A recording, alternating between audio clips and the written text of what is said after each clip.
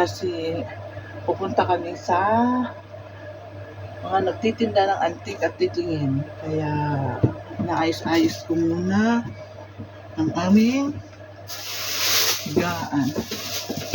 Yan, medyo magulo pa guys. Hello. Ayan, gusto kami magkape. Ayan, tinapon na ang basura. Nakaligo na. Ayan. Ready na kami.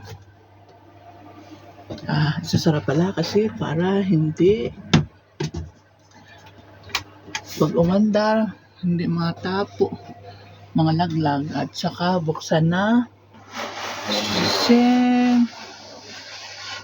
buksan na natin. Okay? Ayan. Ayan. At patayin na ang mga ilaw.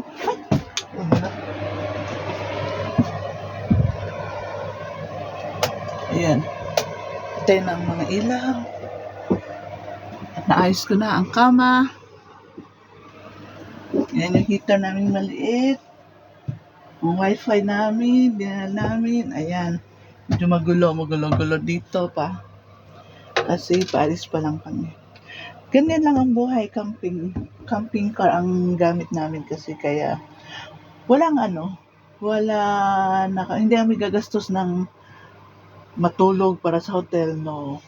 Tumatabi lang kami or nag-aarkila kami ng parang kukuha lang kami ng kuryente sa isang camping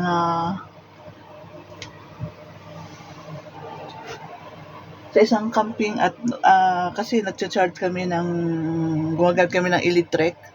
So pagkatapos namin mag-charge, maglagay ng tubig ng bago, aalis na kami kasi mag-iikot-ikot at saka baka hindi na kami ng camping, papasok ng camping.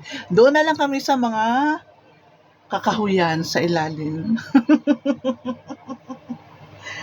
Sige, see you po mamaya. Bye.